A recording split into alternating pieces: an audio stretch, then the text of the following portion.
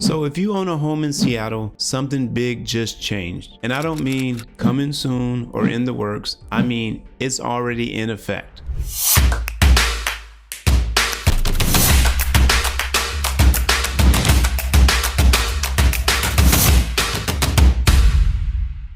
The rules about what can be built on your street have shifted, maybe on your lot too. It could mean partner with the builder, or it could mean your property is worth more to developers than it was 6 months ago. I'm going to break this down without the jargon, even if you've never thought about zoning in your life.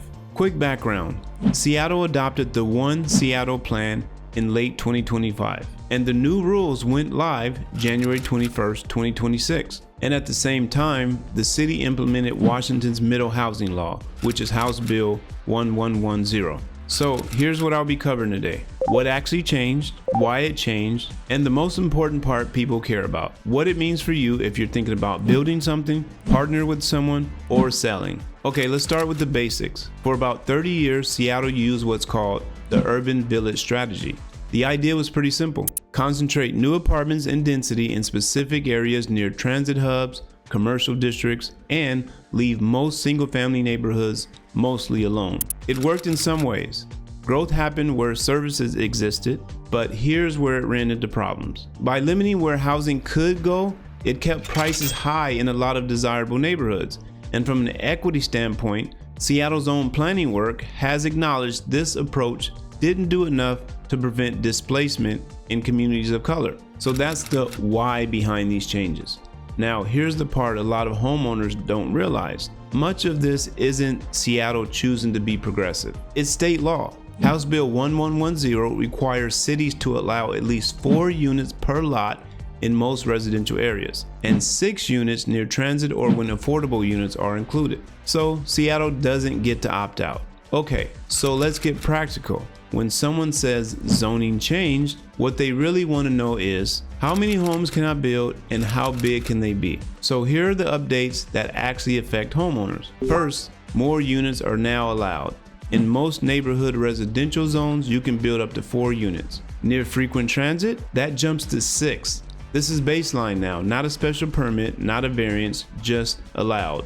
Second, the way building size is calculated changed. You'll hear the term FAR, floor area ratio. Think of it as how much total building rule across all floors relative to your lot size. The city updated how this works, and certain configurations like stacked flats with accessible units can go a bit further. And third, ADUs are clearly in the mix. Accessory dwelling units are allowed wherever housing is allowed. The old language that capped how many you could have are gone. Fourth, corner stores. Sort of. Seattle reopened the door to small neighborhood commercial uses, but with strict limits. We're talking tiny footprints, limited hours, specific use types. So no, your block isn't becoming a strip mall, but a small neighborhood cafe, potentially legal in some spots. Fifth are the affordable housing bonuses. There are development standards tied to including affordable units. This matters mainly because it shapes what nonprofit builders and mixed income developers can do in your area,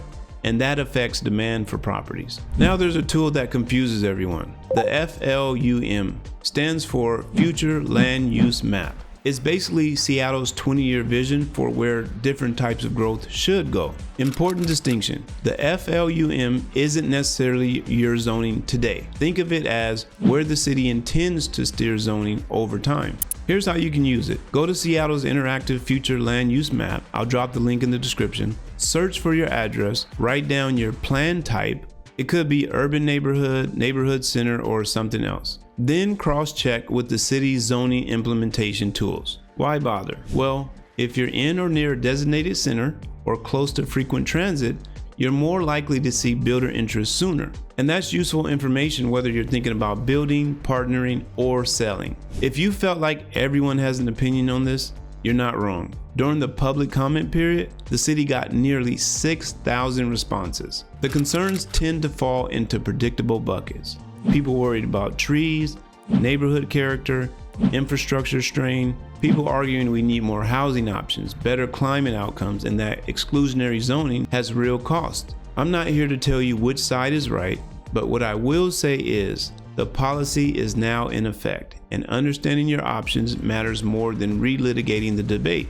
All right, let's talk about what you actually care about. What does this mean for housing? More of that missing middle will get built. Duplexes, fourplexes, cottage clusters, stacked flats. Your neighborhood might add homes without needing a high-rise. What does that mean for development patterns? Instead of one big apartment complex in a designated hub, you might see a backyard cottage here or a small 4-unit project here and there. More distributed, smaller scale. What does it mean for your home's value? The honest answer is it doesn't automatically make every property worth more overnight, but it can increase options, and options can create demand, especially if your lot is near transit, in or near a center, or has favorable characteristics like size, corner position, or alley access. So here are your 3 plays. Play 1, build an ADU. Good if you want rental income, a place for family, or long-term wealth building move. Next step is a feasibility check. Site constraints, budget,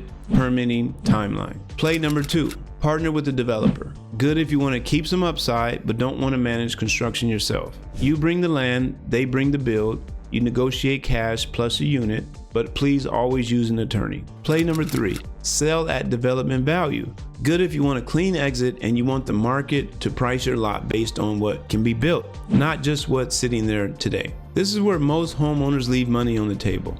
They list like a normal resale without showing what the lot can actually do. If you're curious about what your property looks like under these new rules, I put together a free build versus partner versus sell snapshot. It covers your FLUM place type, a quick lot read, transit proximity, and 2 clear paths forward, whether that's an ADU plan or a developer strategy. No pressure, it's just clarity so you're not guessing.